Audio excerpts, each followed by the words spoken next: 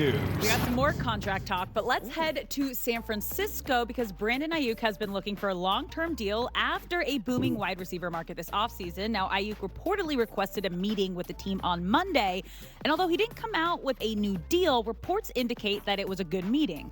Additionally, the meeting led to the understanding that the 49ers don't want to trade him, and Aiyuk doesn't want to be traded.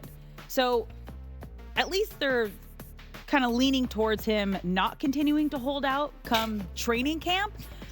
But it's a good sign for the 49ers, right? This is a win now season, possibly the last season that they'll have all of these guys together. They still have Brock Purdy on his rookie deal, a guy who got you to the NFC Championship and the Super Bowl in his first 2 seasons.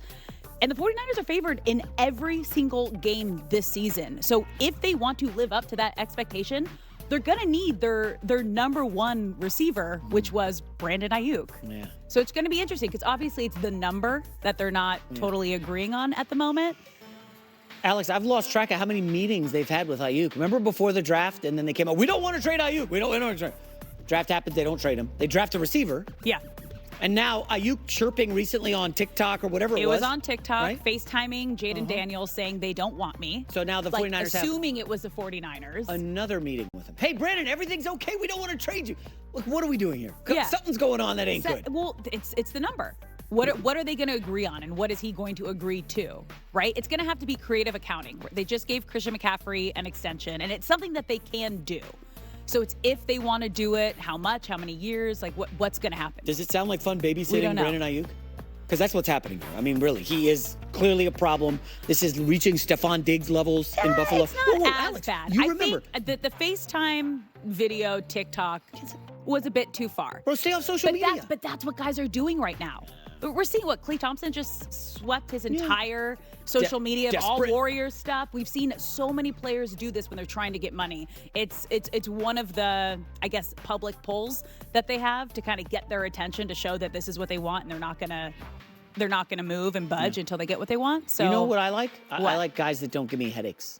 And I would guess the Niners are getting a lot of headaches from Brandon Aiyuk. But that's it's a brush fire every day. But that's kind of on brand for wide receivers. They're the divas of the entire football team, which is why we don't see them. They're like one of the few positions that don't have like the tight end university, that they don't all come together and learn from each other. It's just like it's trying to get paid. You know who else was a diva? Odell Beckham was a diva. How many teams has he been on? You know who wasn't a diva? Jerry Rice. That's my kind of receiver. Guy who doesn't cause problems. In the middle of the night, I'm not getting texts. Damn it, did you see what Aiyuk put on TikTok? And the guy's like, oh, Shanahan's, I'll download the TikTok app. It's a different time. Yeah, I like how positive you are about this. Jeez. Well, I just be frustrated. Like, we're rolling. We went to the Super Bowl. We should have beat the Chiefs. There was a positive that came from this meeting. They said, we don't want to trade you. He said, I don't want to be traded. So that's like the first step in the right direction. Obviously, a deal didn't come out of this meeting on Monday, but it's a step in the right direction. He could be the Super Bowl MVP this season. He could. He's that good. Yeah, no, I know. I don't know. It's going to be interesting. All right, let's move to Pittsburgh, where Russell Wilson has been putting in the work at Steelers minicamp. Got a $212 million extension by the Lions. Well, where does that leave Dak Prescott and the Cowboys? I don't know, because Jared Goff's a much better quarterback than Dak Prescott. Jared Goff's been to a Super Bowl and to 2 NFC championships. Goff's done it with 2 head coaches, multiple coordinators, 2 rosters, 2 different divisions. Goff's a much better thrower of the football. Goff's contract extension should not look like Dak's because they're not the same player. In fact, I would argue as Goff has become a steady veteran, he's progressed in his career, gotten older, he's actually gotten better in the playoffs. His last 5 playoff games, 6 touchdowns, no picks, and a passer rating of 103. So as Goff is learning the position, he's become more dependable, more reliable, a better playoff quarterback. The opposite's been true for Dak. He has plateaued, and I'd argue he's getting worse in the playoffs. If you look at Dak's last 4 playoff games, 3 of the 4, he's had a passer rating under 90, 2 of the 4 under 70. Horrible. Detroit hadn't won a playoff game in 32 years. And Goff goes into town, and between him and Dan Campbell have created a culture of toughness and stability that the city and the franchise are feeding off of.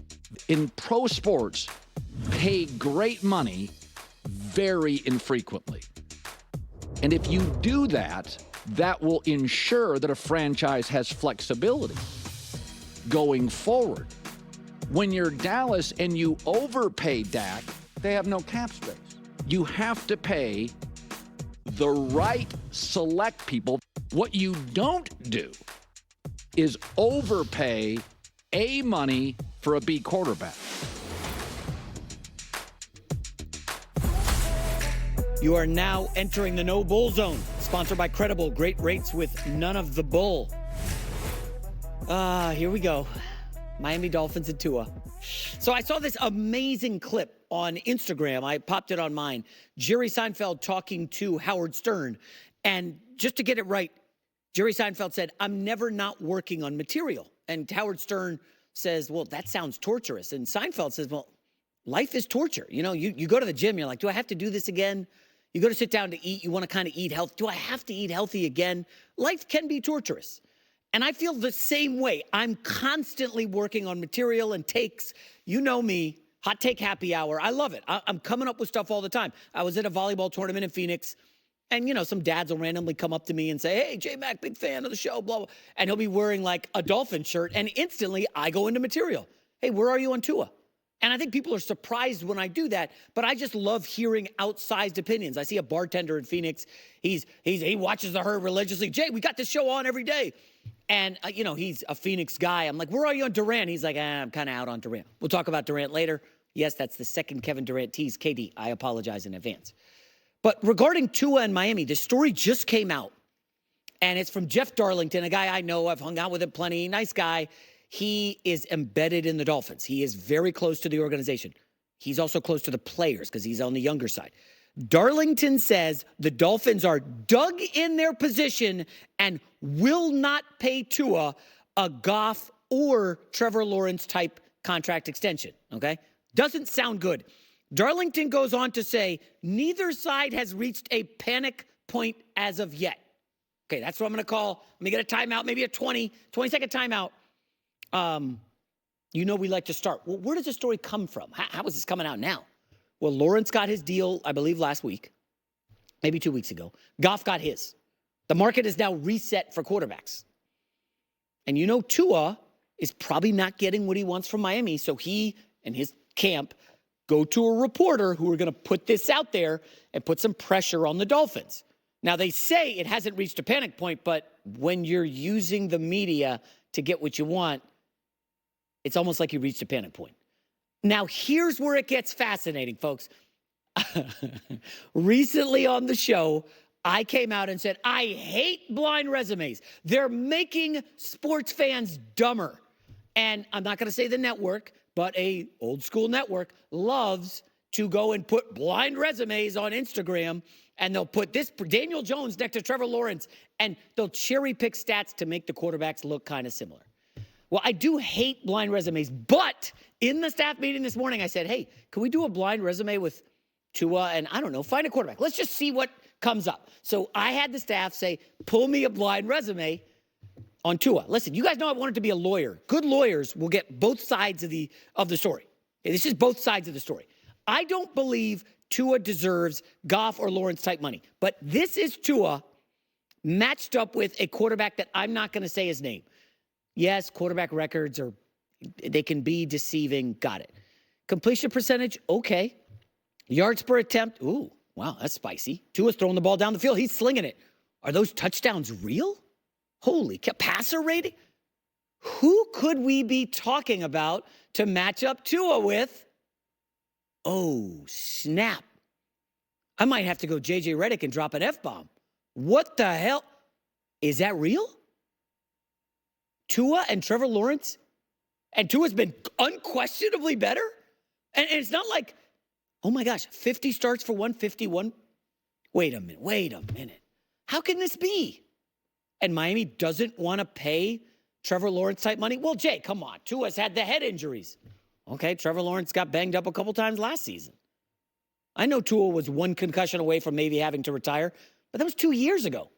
And oh, by the way, once you bring up the head injuries and concussions in the negotiation with Tua, his camp is going to be like, Yeah, we're doing everything we can. Remember last year he went and did jiu-jitsu and kind of bulked up so he could absorb hits better and know how to roll out of sacks and not get